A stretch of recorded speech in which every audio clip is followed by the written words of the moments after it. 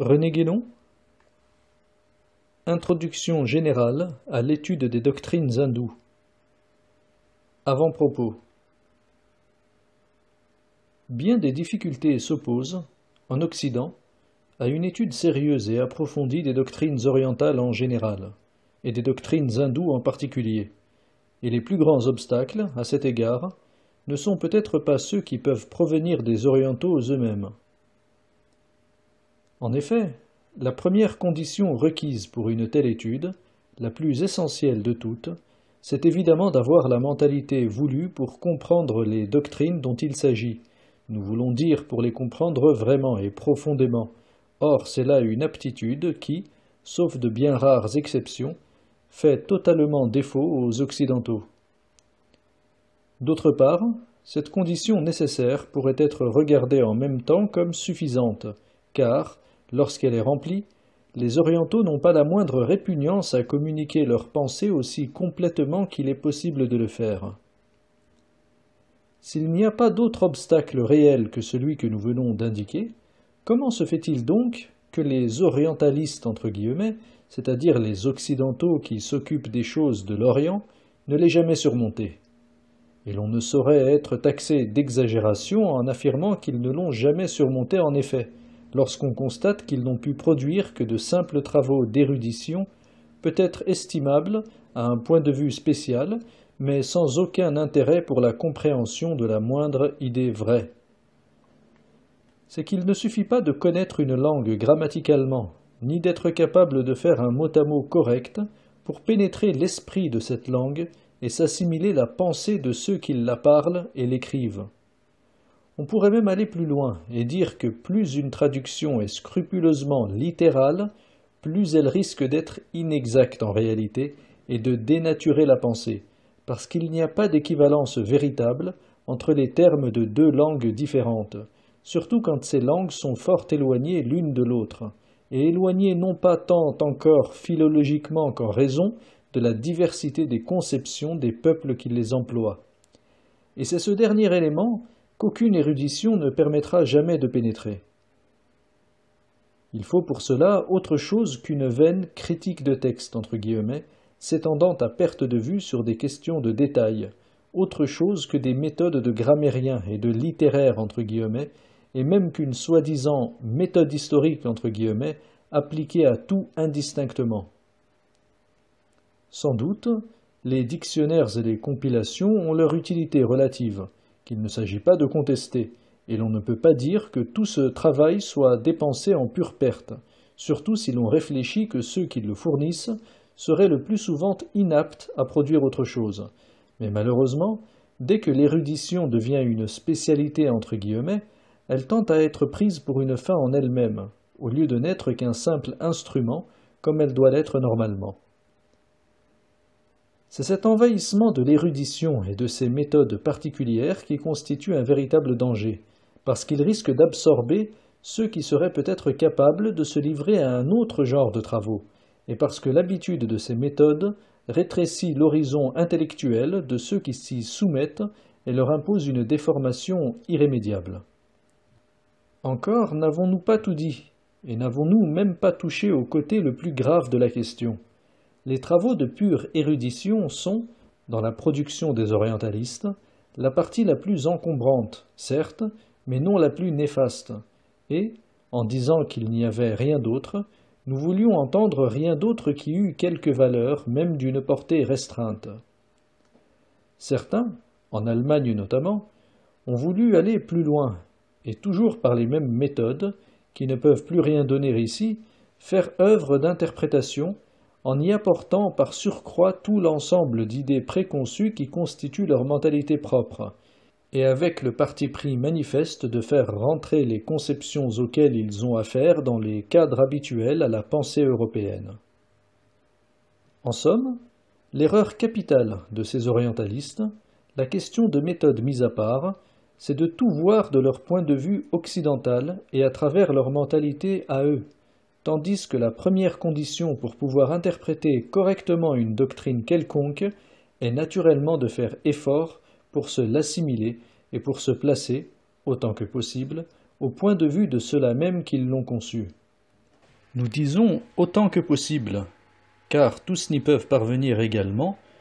mais du moins tous peuvent-ils l'essayer. Or, bien loin de là, l'exclusivisme des orientalistes dont nous parlons et leur esprit de système vont jusqu'à les porter, par une incroyable aberration,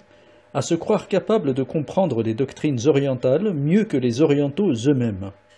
Prétention qui ne serait que risible si elle ne s'alliait à une volonté bien arrêtée de monopoliser entre guillemets en quelque sorte les études en question.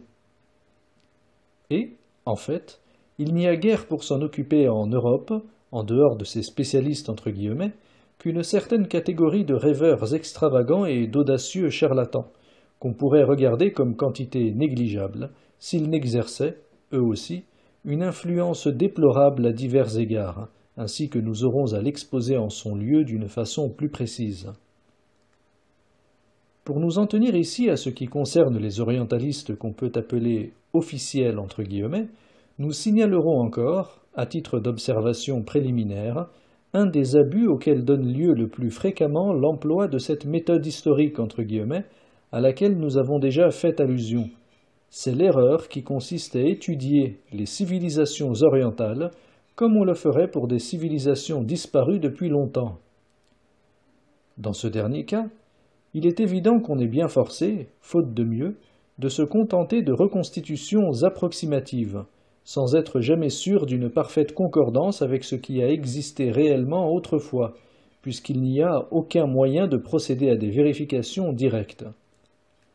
Mais on oublie que les civilisations orientales, du moins celles qui nous intéressent présentement, se sont continuées jusqu'à nous sans interruption, et qu'elles ont encore des représentants autorisés, dont l'avis vaut incomparablement plus, pour leur compréhension, que toute l'érudition du monde. Seulement, pour songer à les consulter, il ne faudrait pas partir de ce singulier principe qu'on sait mieux qu'eux à quoi s'en tenir sur le vrai sens de leur propre conception.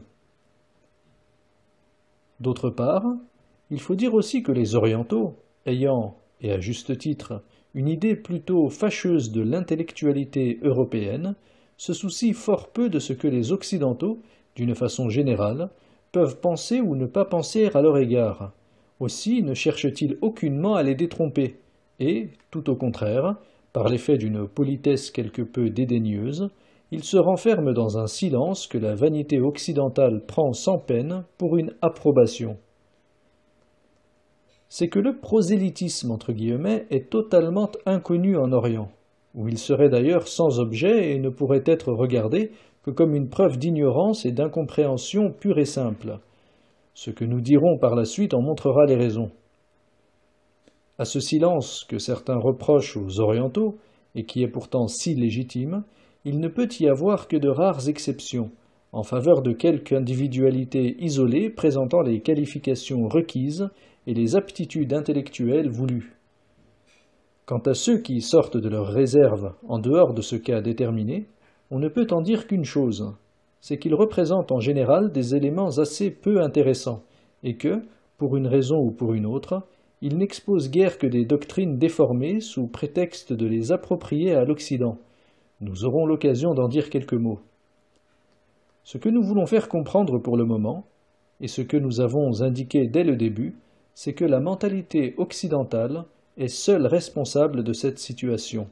qui rend fort difficile le rôle de celui-là même qui, s'étant trouvé dans des conditions exceptionnelles et étant parvenu à s'assimiler certaines idées, veut les exprimer de la façon la plus intelligible, mais sans toutefois les dénaturer. Il doit se borner à exposer ce qu'il a compris, dans la mesure où cela peut être fait, en s'abstenant soigneusement de tout souci de vulgarisation entre guillemets, et sans même y apporter la moindre préoccupation de convaincre qui que ce soit. Nous en avons dit assez pour définir nettement nos intentions. Nous ne voulons point faire ici œuvre d'érudition, et le point de vue auquel nous entendons nous placer est beaucoup plus profond que celui-là. La vérité n'étant pas pour nous un fait historique,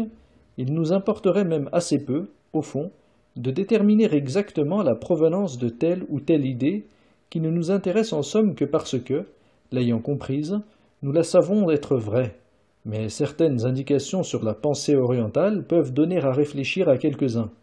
et ce simple résultat aurait, à lui seul, une importance insoupçonnée. D'ailleurs, si même ce but ne pouvait être atteint, nous aurions encore une raison d'entreprendre un exposé de ce genre. Ce serait de reconnaître en quelque façon tout ce que nous devons intellectuellement aux Orientaux, et dont les Occidentaux ne nous ont jamais offert le moindre équivalent, même partiel et incomplet. Nous montrerons donc d'abord, aussi clairement que nous le pourrons, et après quelques considérations préliminaires indispensables, les différences essentielles et fondamentales qui existent entre les modes généraux de la pensée orientale et ceux de la pensée occidentale. Nous insisterons ensuite plus spécialement sur ce qui se rapporte aux doctrines hindoues, en tant que celles-ci présentent des traits particuliers qui les distinguent des autres doctrines orientales, bien que toutes aient assez de caractères communs pour justifier, dans l'ensemble, l'opposition générale de l'Orient et de l'Occident. Enfin, à l'égard de ces doctrines hindoues, nous signalerons l'insuffisance des interprétations qui ont cours en Occident. Nous devrions même, pour certaines d'entre elles, dire leur absurdité. Comme conclusion de cette étude, nous indiquerons, avec toutes les précautions nécessaires, les conditions d'un rapprochement intellectuel entre l'Orient et l'Occident, conditions qui, comme il est facile de le prévoir, sont bien loin d'être actuellement remplies du côté occidental. Aussi, n'est-ce qu'une possibilité que nous voulons montrer là, sans la croire aucunement susceptible d'une réalisation immédiate ou simplement prochaine.